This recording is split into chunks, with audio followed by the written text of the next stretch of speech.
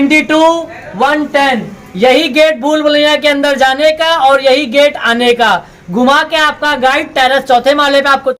So hello guys, आप सब कैसे? उम्मीद करता हूँ आप सब बढ़िया होंगे। सो आज के इस ब्लॉग में मैं आपको दिखाऊंगा, बताऊंगा कि अगर आप कभी भी लखनऊ वगैरह जाते हो सो आप आसानी से भूल भुलैया और छोटा इमाम बाड़ा, बड़ा इमाम बाड़ा को पूरे से अच्छी तरह से देख सकते हो, अच्छी तरह से घूम सकते हो। वो सब कैसे, बिना ज़्यादा खर्च के, क्योंकि वहाँ पर अगर आप कभी भी जाते हो तो वहाँ पर जो एजेंट लोग बैठे होते हैं वो बार बार आपसे पैसे मांगते हैं। जूता रखाई के पैसे, बैग रखाई के पैसे, अंदर जाने के पैसे, गाइड के पैसे, ये सब आप आसानी से बहुत सिंपली जाके और कम पैसों में घूम सकते हो। अगर आप कभी भी लखनऊ वगैरह जाते हो तो आप ये छोटा इमाम बाड़ा, बड़ा इमाम बाड़ा जो आज से 250 साल पहले राजाओं ने बनाया था वो अभी भी बना हुआ है। मतलब किसी प्रकार की कोई उस टाइम सरिया सीमेंट वगैरह नहीं चलता था। सो आज मैं आपको भूल भुलैया के अंदर विद गाइड के साथ, मतलब गाइड के साथ आपको दिखाऊंगा और एक एक बात, मतलब कैसे बनी थी, क्यों बनी थी, कब बनी थी, कब बनवाई थी, कितने साल लगे थे और क्या उन सा मसाले से बनी थी, ये सब आपको बताऊंगा और दिखाऊंगा। तो वीडियो को एंड तक वॉच करते रहिए। मैं जो इस टाइम हूँ वो अपनी शॉप पर बैठा हुआ हूँ और वहां पर चल के फिर आपको छोटे इमाम बाड़े और बड़े इमाम बाड़े पर चलकर वीडियोस बनाऊंगा, फिर आपको दिखाऊंगा गाइस। तो चलते हैं, वीडियो को स्टार्ट करते हैं और आप मेरे चैनल को सब्सक्राइब जरूर कर लेना, क्योंकि आपको आगे जो है वो ब्लॉग्स बारी ज़्यादा वीडियोस मिलेंगी मेरे चैनल पर। चलते वीडियो को गाइस स्टार्ट करते हैं। आया था लखनऊ, ठीक है, उत्तर प्रदेश में। तो मैं यहाँ पर छोटा इमाम बाड़ा और बड़ा इमाम बाड़ा, सो मैं आज आपको इस वीडियो में पूरा दिखाऊंगा नज़ारा, जो कि छोटे इमाम बाड़े का कैसा है और बड़े इमाम बाड़े का कैसा है। उसके साथ साथ आपको बताऊंगा कि जो भूल भुलैया हैं, मैं गाइड के साथ में आपको लेके चलूंगा कि गाइड जो है वो कैसे हमें दिखाते हैं, कैसे बताते हैं, कितना खर्चा लेते हैं और कैसे हम आसानी से घूम सकते हैं और कौन सा कुआं वगैरह है, सब कुछ A to Z इस ब्लॉग में मैं आपको बताऊँगा और दिखाऊँगा। सो इस ब्लॉग को आपको एंड तक वॉच करना है और आपको पता चल जाएगा कि अगर हम कभी भी लखनऊ वगैरह आते हैं सो हमें कौन से रोड पर, कौन सी जगह पर ये जो है इमाम बाड़ा वो मिलेगा।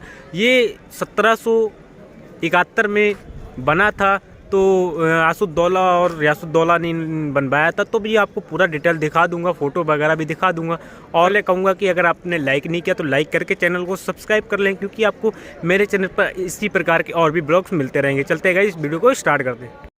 आसुद्दौला ये बिल्डिंग के मालिक है, इन्हीं के वाली शुजाउद्दौला। टोटल 49 साल जिंदगी थी, 22 साल शासन था। ये सिंहासन धर्मगुरु बैठते हैं उसमें, मौलाना।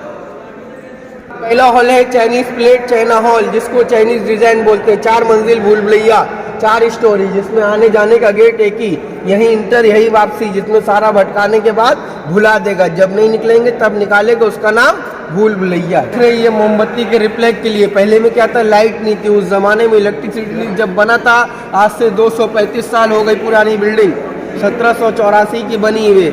ये शीशों से बिल्डिंग में, इसमें लाइट होती थी रात के लिए। दिन की लाइट सूरज से आती थी, रात की लाइट इसमें जाके शीशों से टकराती थी, जब इसके अंदर रोशनी फैलती थी। पहले में इलेक्ट्रिक लाइट नहीं थी। वीडियो यहाँ पे बना लो, उसके बाहर न बना, क्योंकि बोर्ड लगा मना है। तीसरा हॉल इंडियन हॉल, खरबूजा हॉल। इसी के ऊपर जाके कहावत कही गई, कह लें क्या, कह लें धीरे बोलो, कह लें क्यों, दीवालों के भी कान होते हैं। ऐसे करके बात करेंगे। ये देखिए, इसे गूंज रही है, हेलो, कह लें क्यों, दीवालों के कान होते हैं। जितना बड़ा हॉल देख रहे हो आप, कोई पिलर, कोई गाटर, कोई सरिया नहीं है। इसको क्या बोलते हैं, पर्शियन हॉल। टी ट्रे, चाय की प्याली की ट्रे डिज़ाइन। ये खरबूजा डिज़ाइन जहाँ थे वो प्लेट डिज़ाइन की खबर है। जिनका भी फोटो हमने आप लोग को दिखाया, जिनका फोटो दिखाया उनकी खबर है। जिनकी पैदाइश 48 थी, मरने की डेट 97 थी। इन्हीं का क्या नाम नारा लगा था, जिसको ना दे मौला उसको दे आसुद्दौला।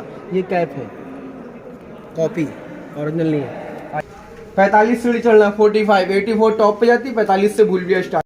92-110 यही गेट भूल भुलैया के अंदर जाने का और यही गेट आने का। घुमा के आपका गाइड टेरेस चौथे माले पे आपको छोड़ देगा। वहां से आपका काम होता है अपने गाइड को भूल भुलैया से बाहर निकालने का। ठीक भाई, हाँ, रास्ता है 330 फीट लंबी गैलरी, जो कि आपकी पूरी अंधेरे में। फर्स्ट फ्लोर पे आपको दिल्ली, आगरा, फैजाबाद के गुप्त रास्ते, अंडरग्राउंड जो हाईवे तक के जाया करते थे।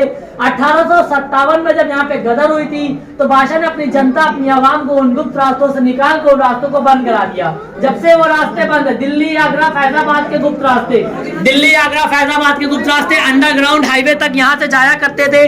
1857 में जब यहाँ पे हमला हुआ तो बादशाह ने अपनी जनता, अपनी आवाम को इन रास्तों से निकाल के रास्तों को बंद कर दिया। जब से रास्ते बंद है, वहाँ पे जाके खड़े हो जाए। दूरी मेन गेट तक है, देखिए आपको दिखाई दे रहा कौन आ रहा कौन जा रहा, जिसे हम लोग देख सकते हैं, मगर वहाँ वाला हम लोग को नहीं देख सकता, इसे कहते हैं चोर दरवाजा। वर्ल्ड का पूरा चोर दरवाजा सिर्फ दो है, एक ही, एक इसके जस्ट बगल वाला।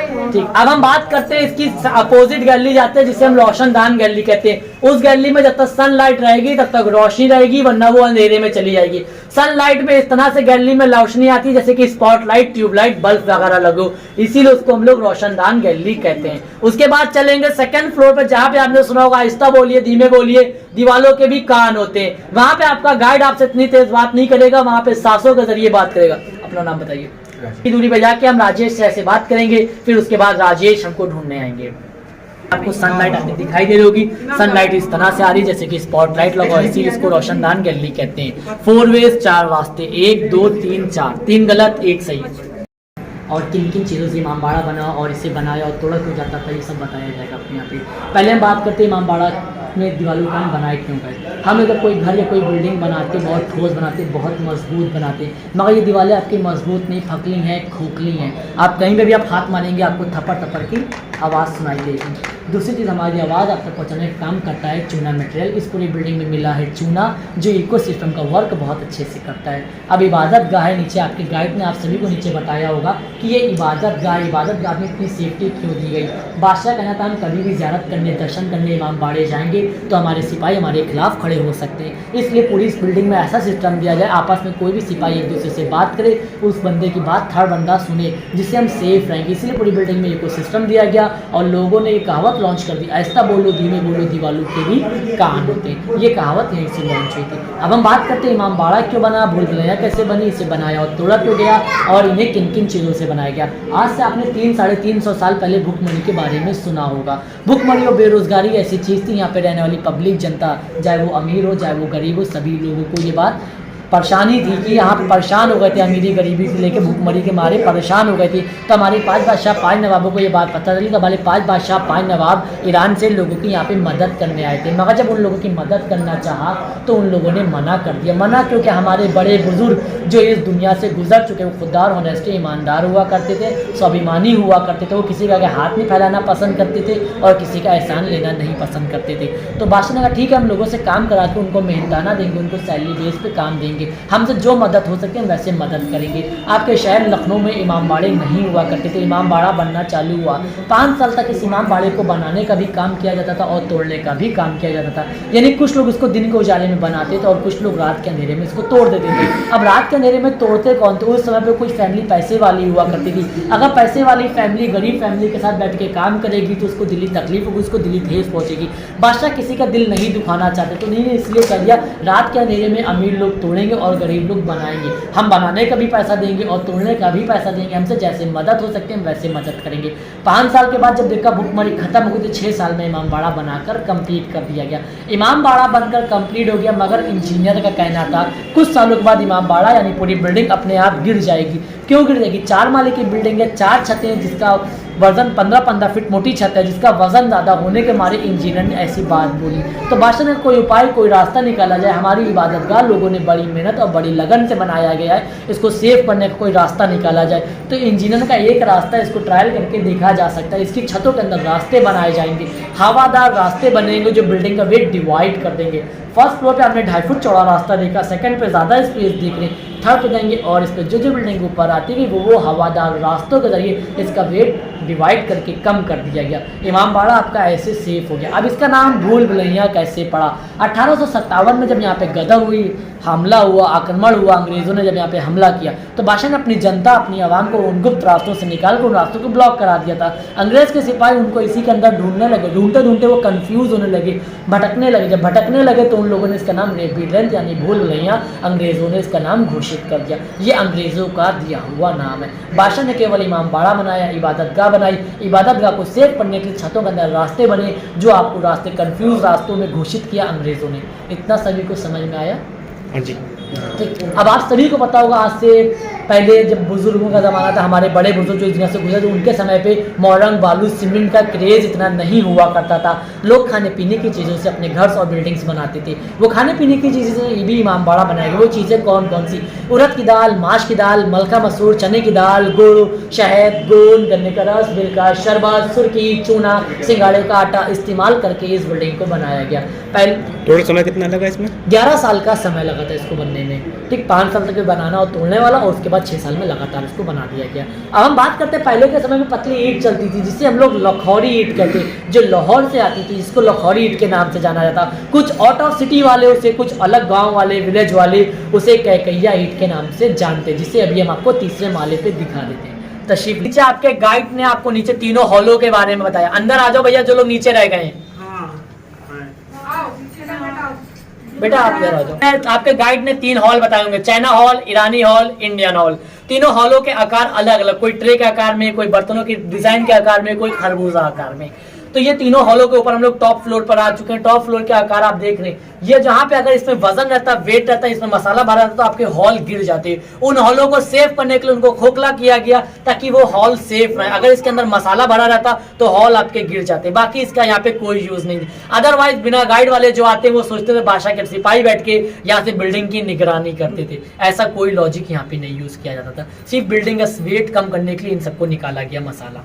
सभी को समझ में आया? अब लाहौरी ईंट देखते हैं, उसके बाद चलते चौथे माले पे। चौथे माले पे चलकर आप सभी को हम छोड़ देंगे। वहां से आपका काम होता है अपने गाइड को भूल भुलैया से बाहर निकालने का। 786 92 110 का गेट, जो चैलेंज आपको एक्सेप्ट करना है, जबरदस्ती भी करेंगे। थोड़ा बीच में स्पेस दे ताकि जो लेडीज पीछे हैं वो देख सकें। जिसे हम लोग ये देख रहे हैं, जिसे पुराने जमाने वाले लोग लाहौरी ईंट के नाम से जानते थे और कुछ आउट ऑफ सिटी वाले इसे कैकैया ईंट के नाम से जानते थे। ठीक, ये आपकी अब तीसरी बिल्डिंग कंप्लीट हो गई। हम लोग चलते हैं चौथे माले पे, टेरेस पे, जहाँ पे आपको चैलेंज एक्सेप्ट करना होगा। हमने हवा महल का देखा होगा, उसकी कॉपी है, जयपुर की हवा महल की कॉपी। ये जो आप मीनारे देख रहे हैं, इसे आसिफी मस्जिद कहा जाता है, जो कि यहाँ पे नमाज अदा की जाती है। ईद की, जुमे की, अलविदा की नमाज अदा की जाती है। तो मतलब सबसे ज्यादा यहाँ पर पब्लिक कब आती है, कौन से सीजन में?